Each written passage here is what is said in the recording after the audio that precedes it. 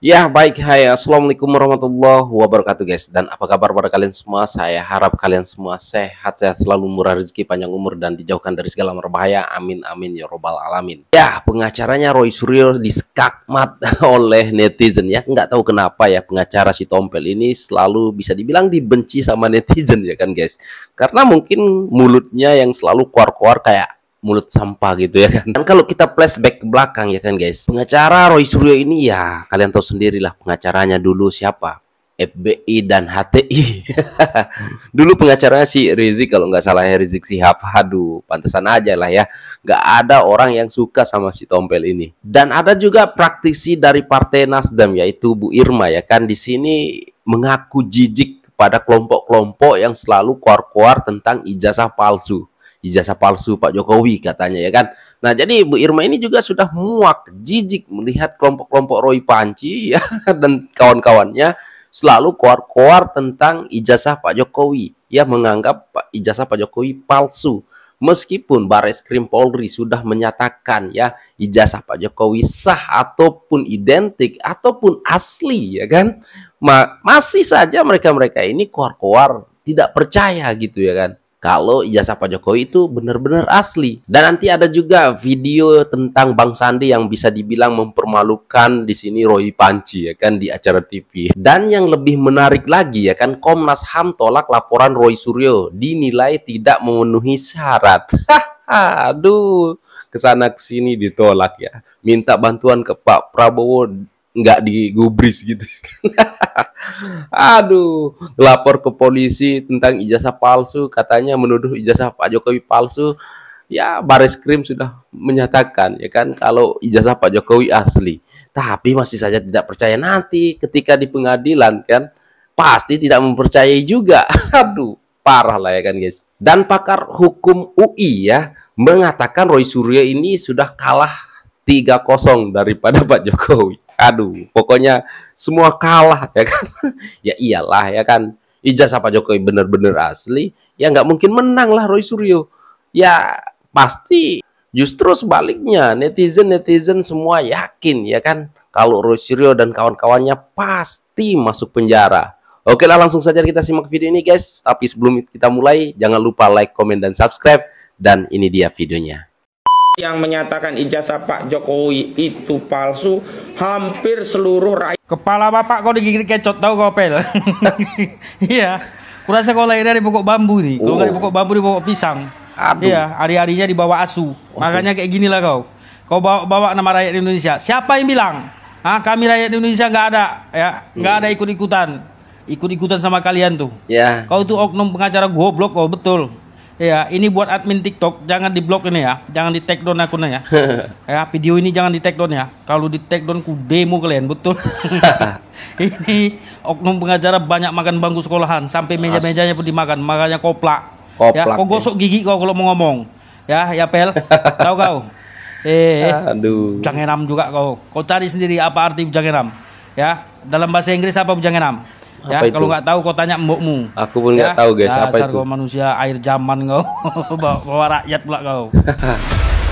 Ani ya. Saya terus terang aja merasa geli sekaligus jijik dengan orang-orang seperti ini. Iya, sama. Mereka seolah-olah merasa paling benar, paling bersih, paling hebat ya, dan seolah-olah paling Indonesia, paling ingin membersihkan Indonesia, paling ingin berjasa kepada Indonesia. Berjasa lewat apa, bos? Oh iya, benar. Oknum-oknum seperti ini patut dipenjara dan harus dipenjara. Ya, harus beliau wali dipenjara. kota, beliau kan menggunakan ijazah Nah nih, Bang Sandi ya. S1 UGM kan? Jaraknya hanya 70 kilo lah dari UGM dengan Solo. Kenapa nggak diserang pada saat itu? Nggak mungkin juga UGM itu tidak langsung menyikat Pak Jokowi pada saat itu. Orang menggunakan ijazah palsu kalau memang ada ijazah palsu. Iya. Jaraknya UGM sama Solo 70 kilo, Pak. Membentang di semua ya? baliho tulisannya Insinyur Jokowi bersama FX Rudi kan. Nggak mungkin nggak ditegur sama UGM. Jokowi siapa sih tahun 2005-2004 itu waktu mencalon wali kota? Iya, tidak ada benar juga. apa-apanya. Anak presiden bukan, anak jenderal bukan. Disikat dia kalau mau main-main sama UGM. Benar. UGM kampus institusi besar. Tapi kan kita cenderung membahas Jokowi hari ini dengan teori kekuasaan tadi. Seolah-olah Jokowi mampu mengendalikan pengadilan, mampu mengendalikan polisi. Masuk baris krim dicuriga. Masuk pengadilan nanti, pengadilan dicuriga. Pak Surya bilang tiba-tiba kita ke internasional. Aduh. Jangan juga Bapak seperti pemain Korea, seolah-olah merasa pernah disakiti. Saya juga dipanggil ini di Polres sampai ke Mabes loh. Sama-sama kita ini, tapi nggak pernah saya teriak-teriak. Ini NKRI, ini negara kita. Mau kemana kita? Ini saudara kita dari Lombok ya. Pakai harus dibantu-bantu oleh lembaga internasional, nggak bisa. Sama Bang. Mas. Ayolah, saya pun mempertanggungjawabkan perbuatan saya. Saya tidak setuju dengan kalimat bahwa si kambing hitam kan, terus saya akan dikorbankan oleh Pak Suryo. Dan Anda tidak menarik apapun yang apa yang Anda sampaikan di X di media sosial. Nggak pernah saya hapus, saya bertanggungjawabkan lain batin. Aduh, mantap. Mantap. Pak Jokowi, kalau memang Bapak Jokowi terpaksa harus mencabut laporan yang di Polda Metro Jaya, saya berjanji saya akan minggat dari negara yang saya cintai ini, Pak. Saya udah tidak percaya lagi dengan hukum yang berlaku di Indonesia. Ada orang yang sudah dihina, ada orang yang sudah dicemarkan nama baik, tetapi malah mengalah. Saya tidak akan percaya itu. Bapak Jokowi, tolong jangan cabut laporan Bapak yang ada di Polda Metro Jaya. Salam hormat Pak Jokowi. Ya, setuju, jangan cabut. Selamat pagi, Prof. Ini kita dengar tanggapan Komnas HAM. Prof, mengenai Roy Suryo yang mengadu Komnas HAM mengenai jasa Pak Jokowi. Ya, saya kira ini kan ranah pidana ya. Saya kira Pak Roy Suryo dan kawan-kawan harus ya siap menghadapi. Karena ini kan sebenarnya Pak Roy Suryo dan kawan-kawan yang telah menyebar fitnah, perbuatan tidak menyenangkan, kemudian juga pencemaran nama baik ya terkait dengan ijazah Jokowi. Jadi sebenarnya nggak ada kaitannya dengan Komnas HAM karena ini bukan kriminalisasi, karena ini adalah memang ranah pidana di mana orang memfitnah, di mana orang mencemarkan nama baik. Nah kemudian Pak Jokowi dalam hal ini orang yang menjadi sasaran, beliau membawa ke ranah hukum, itu sudah benar. Jadi kalau Pak Roy Suryo dan kawan merasa dia itu terdolimi, kriminalisasi, itu salah. Justru Pak Roy Suryo dan kawan-kawan yang membabi buta ya menuduh ijazah Jokowi. Harusnya kalau menuduh ijazah Jokowi itu punya ijazah aslinya, membandingkan oh ini palsu gitu. Kan sudah dijelaskan oleh yang luar ijazah, yaitu Universitas Gadjah Mada dalam ini Fakultas Kehutanan. Teman-temannya seangkatannya juga sudah menjelaskan. Ijazahnya, arsipnya, skripsinya, ya kan, foto-foto wisudanya kan ada. Harusnya kalau berpikir sehat, ya sudah, memang itu sudah pembuktian. Tapi kan tetap terus menuduh Jokowi. Akhirnya Pak Jokowi yang namanya manusia biasa, nggak tahan harga dirinya diinjek-injek. Ya dia melaporkan ke ranah hukum supaya clear. Nah apalagi sekarang ijazah Jokowi sudah dinyatakan asli berdasarkan hasil lab dari Mabes Polri. Nah siap-siap aja untuk dikenakan beberapa pasal karena ini bisa perbuatan tidak menyenangkan, pencemaran nama baik, kemudian merusak harga diri, martabat, dan juga undang-undang ITE yang dilanggar karena dia menyebarluaskan yaitu dokumen palsu, ya kan? Harusnya kalau mau menuduh Pak Jokowi palsu, lihat dulu dia punya ijazah aslinya. Oh ternyata beda. Nah, itu kalau palsu kali ini dia hanya dapat dari media, kemudian dituduhkan Pak Jokowi. Saya sendiri sudah melihat ijazah aslinya dan dibandingkan dengan teman-teman seangkatannya lulusan yang sama, kertasnya, tintanya dan sebagainya sama. Saya kira Roy Suryo dan kawan-kawan hadapi itu buah karma dari kalian yang selalu ya menjelek-jeleki Pak Jokowi, membela Pak Jokowi, orang yang sudah baik ya pernah menjadi presiden 10 tahun tetapi tetap kamu fitnah dan sebagainya. Sekarang hadapi ya, nanti kalau kena undang-undang ITE dan sebagainya 9 tahun ya, minimal 4 tahun ya, rasakan nikmati di rumah Hotel Trudeo. Saya kira itu. Waduh, tegas sekali ya. Dan oke, kita dengar ya pakar hukum kadang-kadang ada distance. Mestinya idealnya legal truth sama dengan factual truth. Apa yang terjadi mengatakan Roy sama Suryo dengan apa yang kalah dibicarakan atas yang diklaim oleh otoritas. Nah, apa yang terjadi sekarang di sini? Pertama, otoritas dalam hal ini Bareskrim, UGM, ya sudah melakukan statement bahwa ijazah itu identik. Ya, dia melakukan komparasi dengan teknik penyelidikannya. Ini adalah kebenaran formal. Kalau pertanyaannya Mbak Vena, jadi ini sebenarnya bagaimana? Apa sih kekuatan otoritas itu? Kekuatan otoritas itu secara legal truth kuat. Kenapa kuat? Karena kita lihat konferensi persnya. Pertama sudah melakukan uji forensik. Ya, forensik itu dibandingkan tadi tintanya, stempelnya, itu satu hal. Kemudian saksi-saksi teman Pak Jokowi, kemudian foto-foto hard evidence. Nah, pertanyaannya apakah legal truth, apa kebenaran formal ini sama dengan factual truth? Ini persoalan yang sedang dipermasalahkan oleh Mas Ahmad. ya kita nggak tahu factual truth. Saya nggak tahu karena saya nggak pernah memeriksa ijazahnya. Tetapi kalau pertanyaannya bagaimana posisinya sekarang? Posisinya sekarang legal truth-nya ini mengarah kepada tidak ada tindak pidana karena ijazahnya itu bahasa sederhananya asli. Apakah legal truth tadi pertanyaannya kembali, apakah legal truth itu sama dengan ada distance-nya dengan factual truth? Idealnya enggak, tapi itu bisa terjadi. Tetapi sekarang ibarat ini pertandingan ya. Kalau kita lihat pembuktian itu kan siapa yang lebih meyakinkan. Sekarang mohon maaf Mas Ahmad ini sedang kalah kira-kira. Sedang kalah 2 atau 3-0 nih babak pertamanya. Babak kedua masih ada memang pengadilan. Apakah bisa mengembalikan itu dengan bukti-bukti yang bisa meruntuhkan tadi formalitas kebenaran itu? Apa tuh bukti-bukti yang bisa meruntuhkan legal truth itu? Misalnya dibuktikan bahwa UGM ternyata bersekongkol juga.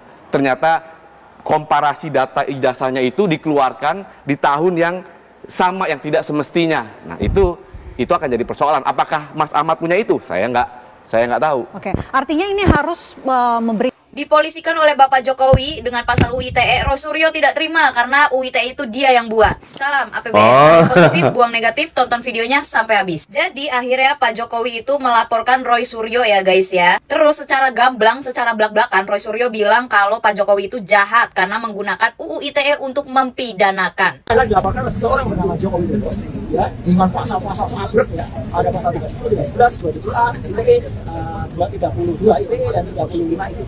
Saya sampaikan pasal ITE, pasal-pasal di ITE itu saya kasih juga dia ya di dalamnya. Bisa minta ditulis. Hanya pasal ITE itu dibuat oleh Indonesia supaya kita diakui di dunia internasional untuk informasi dan transaksi elektronik, bukan untuk mempidanakan. Ya gitu. Jadi jahat kalau ada orang menggunakan pasal ITE itu mempidanakan. Siapa yang jahat? Alhamdulillah siapa yang lapor. Ya. Sedangkan kemarin beliau ya Roy Suryo itu mengatakan bahwa silakan aja kami berempat sudah siap jika dipekarakan, jika dipidanakan. Apa dia lupa sama omongannya sendiri ya? Nih gue puter omongannya dia kalau dia lupa. Kami siap jawab tantangan kalau kami akan dipolisikan ya atau akan diperkarakan dengan pasal 160 itu karena itu sebenarnya pasal pengecut ya. Kalau mau gentle tuntut dengan pencemaran nama baik atau penghinaan yang dimana Jokowi harus lapor sendiri. Dan ketika dia lapor sendiri, kita adu bukti. Sebelum ya. Udah inget belum? Sekarang dipidanakan, diperkarakan sama Pak Jokowi kok nggak terima dengan alasan UU ITE itu saya yang buat. Saya termasuk perancang UU ITE. Wah, piye tahiki?